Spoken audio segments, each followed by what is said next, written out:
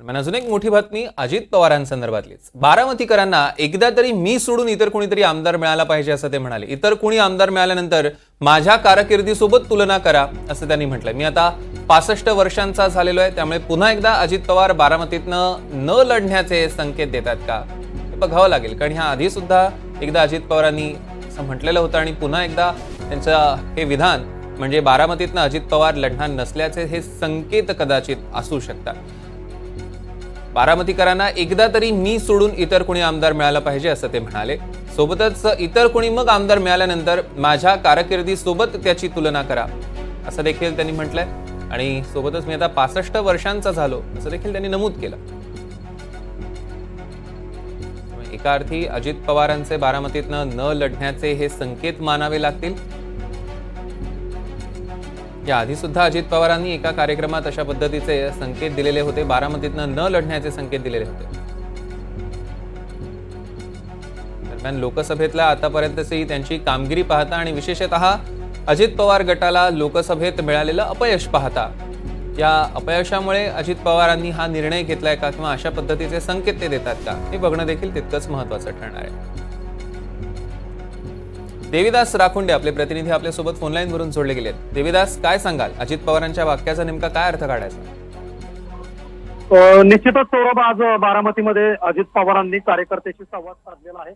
राष्ट्रवादी काँग्रेस कार्यालयामध्ये अजित पवार यांनी कार्यकर्त्याशी संवाद साधताना एक वाक्य वापरलेलं आहे की इथून पुढच्या काळात आपल्याला बारामतीचा याच पद्धतीने विकास करायचा आहे ज्या पद्धतीने आपण पाठीमागे करत आलो। मात्र मी पण एक शेवटी माणूस आहे आणि मला देखील कधी कधी विचार येतो की एवढी सर्व कामं करून बारामतीकर एवढा वेगळा निर्णय देऊ शकतात, तर मग आपण देखील आता 33-34 वर्षाचा झालोय आणि मी आता दुसऱ्यांदा खासदार होऊ शकतो, राज्यसभा। निश्चितच देविदास, ते आपण बघणारच आहोत, पण सगळ्यात आधी आपण एकदा प्रेक्षकांना दाखवूया की अजित पवार नेमकं काय म्हणाले। जिथं पिकतं तिथं विकत नसतं, तुम्ही एक गोष्ट लक्षात घ्या। तानाजीराव एक मिनिट,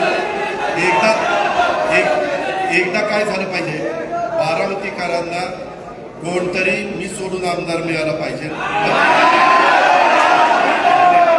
आणि मग एक मिनिट, मग तुम्ही माझी 91 ते 2024च्या माझ्या कारकिर्दीची तुलना करा आणि त्या माणसाची त्याच्यामध्ये तुम्हाला काय ते खोटं नाही सांगत, कार्यकर्त्यांना नीट लक्षात घ्या। काय बघता बघता रस्ता न सांगता रस्ता होतोय। दरम्यान आपण जर हा संपूर्ण बाईट नीट ऐकला तर सगळ्यात आधी अजित पवार म्हणाले की जिथे पिकतं तिथे विकत नाही, हे पुन्हा एकदा लोकसभेच्या अपयशावरनं आलेलं हे स्टेटमेंट म्हणायचं का बघावं लागेल। पुन्हा एकदा जाऊया देविदास राखुंडे यांच्याकडे। देविदास, आता प्रेक्षकांनी सुद्धा व्यवस्थित संपूर्ण त्यांचं विधान ऐकलेलं आहे, काय स्पष्टीकरण द्याल? निश्चितच सौरभ, आपण पाठीमागे पाहिले की महाराष्ट्रामध्ये लोकसभा पार पडल्या आणि या लोकसभेमध्ये संपूर्ण देशामध्ये चर्चा होती ती फक्त आणि फक्त बारामती लोकसभेची। बारामती लोकसभेमध्ये पवार विरुद्ध पवार अशी लढत होती आणि यामध्ये अजित पवारांनी आपल्या पक्षाचा उमेदवार म्हणून थेट त्यांच्या पत्नी सुनित्रा पवारांनाच मैदानात उतरवलेलं होतं आणि प्रतिस्पर्धी उमेदवार बघितला तर ते अजित पवार यांची बहीणच सुप्रिया सुळे होत्या आणि सुप्रिया सुळे यांनी यापूर्वी बारामतीचं 3 वेळा नेतृत्व केलं होतं। आता अजित पवारांकडे संपूर्ण महाराष्ट्र हा एक प्रशासनावर उत्तम पकड असलेला नेता म्हणून बघतो आणि बारामतीचा विकास करण्यामध्ये अजित पवारांचंही तितकंच योगदान आहे जितकं राष्ट्रवादीचे नेते शरद पवारांचं आहे आणि बारामतीची जनता ही अजित पवारांना साथ देईल असा विश्वास अजित पवारांना होता। दरम्यान प्रचारामध्ये अजित पवारांनी वारंवार हे देखील बारामतीकरांना खडसावून सांगितलं होतं की जर लोकसभा मला द्यायची असेल तर मला विधानसभा सभा देखील तुम्हाला मला द्यावी लागेल। जर लोकसभेला मला दागाफटका झाला तर मी विधानसभेला लढायचे का नाही याचा विचार करेन, मी लढणार नाही असे स्पष्ट जाहीर सभांमधून अजित पवारांनी सांगितलं होतं। आणि मुद्दा हा आहे की बारामतीकरांनी कौल जो दिला तो शरद पवारांना दिला आणि अजित पवारांचा उमेदवार त्या ठिकाणी पराभूत झाला। या सर्व घटनेनंतर अजित पवारांनी सुनेत्रा पवारांचं पुनर्वसन केलं, त्यांना राज्यसभेवरती पाठवलं। मात्र अजित पवारांनी मध्यंतरी एक स्टेटमेंट केलं होतं की जर जय पवार म्हणजे जे अजित पवारांचे पुत्र आहेत यांच्या नावाची जर मागणी येत असेल बारामती विधानसभेला तर मी बारामतीचं नेतृत्व 7-8 वेळा केलेलं आहे आणि मला काही त्यामध्ये आता रस राहिलेला नाही।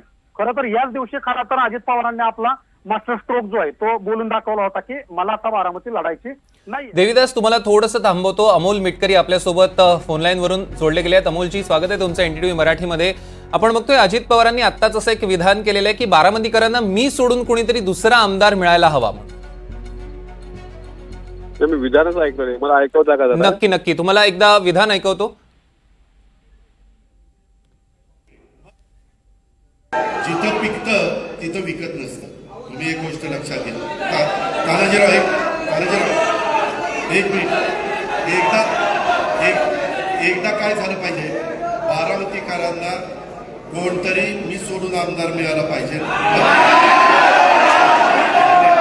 आणि मग एक मिनिट, मग तुम्ही माझी 91 ते 2024च्या माझ्या कारकिर्दीची तुलना करा आणि त्याच्यामध्ये तुम्हाला काय ते खोटं नाही सांगत. कार्यकर्त्यांना नीट लक्षात घ्या. काय बघता बघता रस्ता न सांगता रस्ता होतोय. अमोलजी, काय तुमची पहिली प्रतिक्रिया? एक लक्षात घ्या की दादांनी जरी ती भावना व्यक्त केली असेल, पण बारामतीकरांची भावना ती नाही. बारामतीकरांच्या मनात अजित दादाच आहेत, सुरुवातपासून आहेत. फक्त एक गोष्टीची त्यांना खंत वाटली असेल की एवढी कामं केली, एवढी चांगली रस्ते केली. आज तुम्ही पुणे बारामती रस्ता असेल, दौंड पुणे रस्ता असेल, मोरगाव बारामती रस्ता असेल, हा रस्ता याचं सगळं ते विधानसभा मतदारसंघात सर्वात जास्त निधी बारामती विधानसभेला दादांनी दिल्यानंतर सुद्धा लोकसभेमध्ये पाहिजे तेवढ्या प्रमाणामध्ये जनतेने तिथल्या सहकार्य केलं नाही. त्यामुळे त्यांची जी खंत आहे त्यांनी व्यक्त केली, ती आजच व्यक्त केली नाही, ती मागच्या वेळेस सुद्धा त्यांनी व्यक्त केली होती. त्यावेळेस प्रदेशाध्यक्ष सुनील तटकरे साहेबांनी स्पष्ट सांगितलं होतं की बारामतीमध्ये अजितदादाच उमेदवार असतील. त्याच्यामुळे पक्षाची आणि जनतेची पण बारामती आहे की अजितदादाच तिथे उमेदवार असावेत. हे काही वेगळे संकेत मी म्हणणार नाही.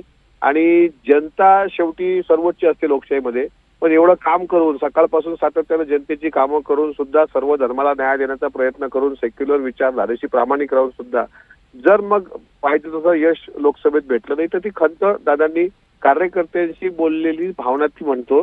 पण आमच्या सर्वांची इच्छा आहे की दादांनी बारामतीमध्ये जो विश्वविक्रम केला मागच्या वेळेस नरेंद्र मोदीजी नंतर त्यांचंच सर्वात जास्त मताधिक्य आहे देशामध्ये, तर ते आणखी मोठ्या ताकदीनं दादाच मिळू शकतात. त्यामुळे दादाच तिथले उमेदवार असावेत असं कार्यकर्ता म्हणून आणि प्रदेशाध्यक्ष तटकरे साहेबांनी पण व्यक्त केलेली भावना ती नजरेसमोर ठेवून आमची सर्वांची ती भूमिका आहे की भावना आहे. निश्चितच अमोलजी, धन्यवाद. तुम्ही एनडीटीव्ही मराठीला प्रतिक्रिया दिलीत त्याबद्दल.